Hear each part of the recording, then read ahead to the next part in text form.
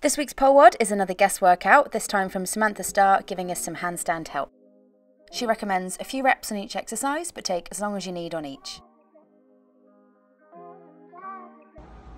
Wrist prep, super important. You can take some wrist rolls. I like to sometimes pull energy down, curling my fingers into my wrist, and then peeling the fingers back. Anything is always going to be better than nothing, so start trying to play around with just giving your wrists a little bit of a warm-up before you start a handstand practice.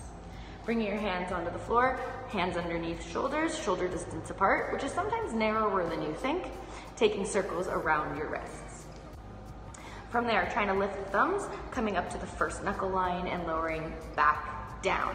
From the side, what this ends up looking like, you're trying to keep your shoulder over your wrist, so not behind, but a little bit of weight, so almost feeling there's a little pressure in your fingertips, lifting and lowering without the thumbs. Once this becomes easy, you can start to walk it a little bit longer lever point, so extending, curling under, trying to keep, again, the shoulders over the wrists.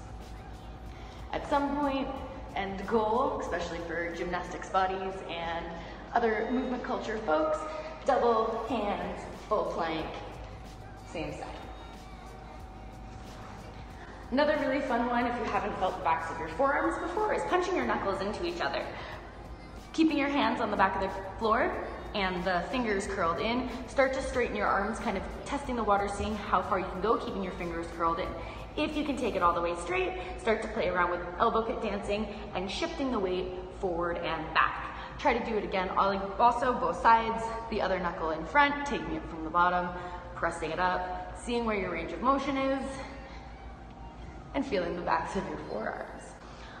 Another really good stretch is, for relief I guess, more than a stretch, taking your hand underneath your leg, you can kind of sit on it, squeezing your fingers into a fist and then extending them long.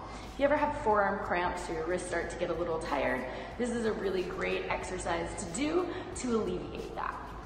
So just squeezing, extending, you can put it anywhere in your forearm, closer to your wrist or higher up, depending on how you want it to feel. Stretch your wrists, prep your wrists, and have some good handstands.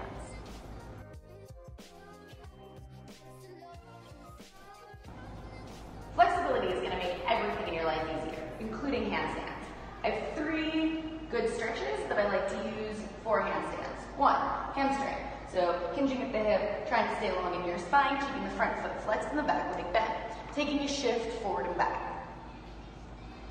If you can't reach the floor, you can always use blocks, and if you have more range of motion, you can try to touch your forehead to your tail. Once you've done a few, walk your hands forward, taking your back leg up as far as you can go, pressing to the floor, trying to extend it a little bit longer. Taking it to wherever your full range of motion is, pressing it, bending both knees, standing yourself back up. Same thing on the other leg.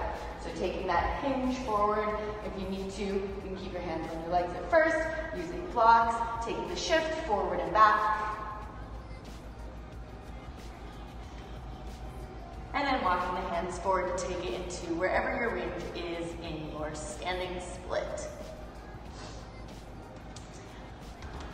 Step 2. Pike stretch. So you can take your hands from behind, thumbs facing you. Take a round and an arch, trying to lengthen your spine. From there, keeping the length, start to hinge yourself forward. If you notice your shoulders rounding in, stop wherever that is, re-lengthen your spine. Try to use your fingers to press yourself a little longer and taller. From here, flex your feet. If you can't reach them at all, you can use a strap and wrap it around. You can grab onto your ankles or you can grab onto your feet. From there, start to round, sucking your belly away from your thighs.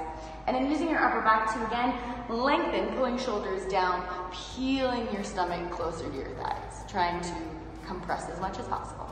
Taking that a few times.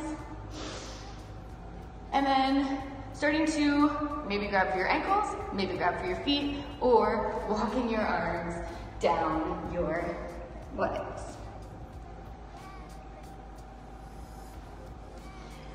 Same idea in a straddle. So you're taking it again, hands behind, rounding and arching, trying to rock your pubic bone towards the ground, lengthening up, again, keeping shoulders long and down your spine. If it feels okay, you can do the same thing, pushing, rounding and arching, and then trying to come down belly first. When you feel like you can't go any further, then drop your head. If you're pancaking, bringing your stomach down before your chest, and then if you do want to slide it into a split, you're more than welcome to.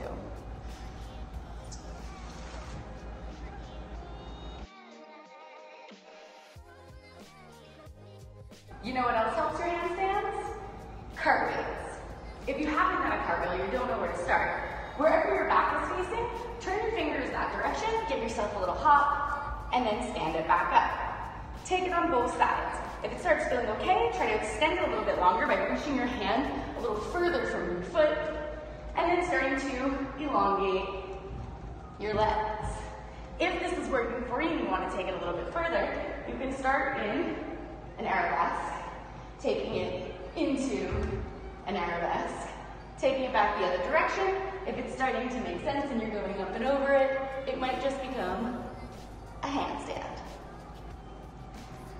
Even if it doesn't, the idea of being able to do a cartwheel and understanding how to exit safely is a good way to figure out how to fall out of your handstand. Clean exits, saving your falls, and making it look like you meant to will go a long way. Cartwheels are the answer. Cartwheels. Hope you guys enjoyed that as much as I did. Make sure you check out the podcast on the blog section of the website, or you can go straight to iTunes and listen to it there. We talk about handstands, obviously, as well as her active flexibility training and her diet. Really, really interesting conversation, so hope you enjoy it.